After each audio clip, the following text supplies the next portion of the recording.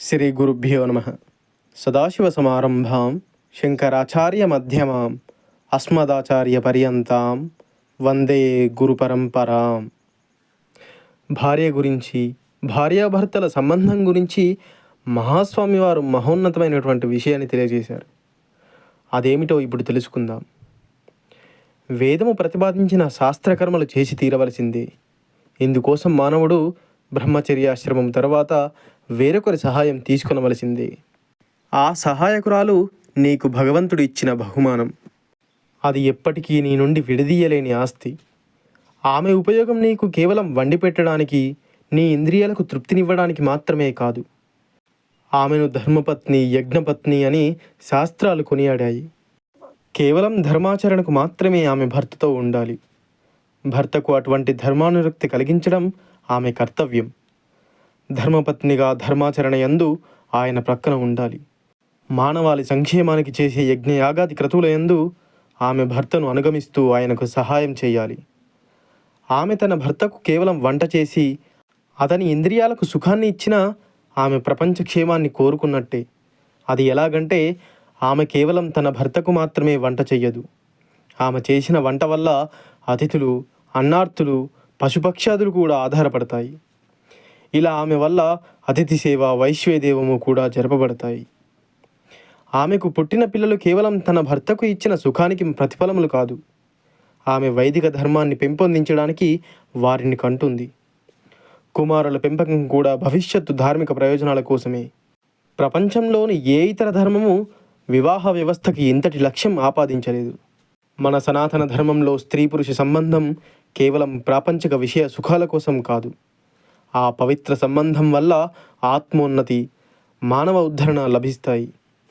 వేరే మతాల్లో కూడా దేవుని సాక్షిగానే వివాహాలు జరుగుతాయి. కానీ మన వివాహ వ్యవస్థ అంత ఉన్నతమైన వ్యవస్థ వారిది కాదు. మన సనాతన ధర్మంలో వివాహం భర్తను ఉత్తమ స్థితికి తీసుకొని వెళ్ళి భార్యకు పరిపూర్ణత్వాన్ని ప్రసాదించడమే. ఇంతటి మహోన్నత వ్యవస్థ వేరే సాంప్రదాయాల్లో లేదు. వేరే దేశాలలో స్త్రీ పురుష సంబంధం కేవలం కుటుంబం లేదా కేవలం సామాజిక ఒప్పందం మాత్రమే. కానీ ఇక్కడ వారిది ఆత్మ సంబంధం.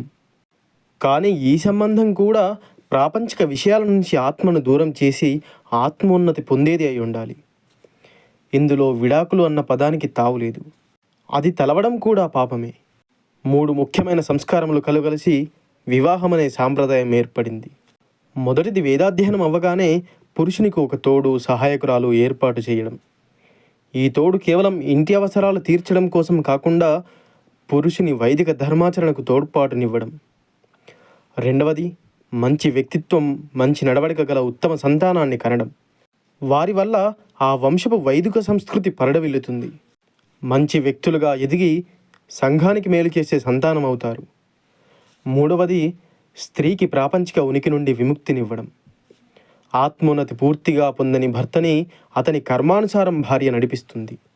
అలా చేయడం వలన ఆమె పూర్తిగా భర్తకు అంకితమై అతని కంటే పై స్థాయిని పొందుతుంది.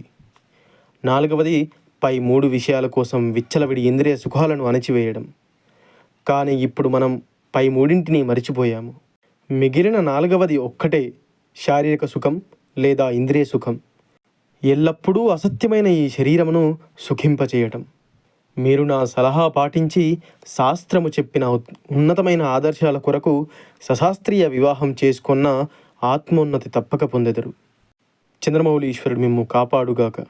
బాలస్థావత్ క్రీడాసక్తః, తరుణస్థావత్ తరుణీసక్తః, వృద్ధస్థావత్ చింతాసక్తః, పరే బ్రహ్మణి కోపినసక్తః అని తెలియజేశారు. అపార కరుణాసింధుం జ్ఞానదం శాంతరూపిణం శ్రీ చంద్రశేఖర గురుం ప్రణమామి ముదాన్వహం. సర్వం శ్రీ గురు దివ్యచరణారవిందార్పణమస్తు. స్వస్తి. వీడియో నచ్చినట్టయితే దయచేసి వీడియోని లైక్ చేసి ఇలాంటి మరెన్నో వీడియోల కోసం మన ఛానల్ని సబ్స్క్రైబ్ చేయండి.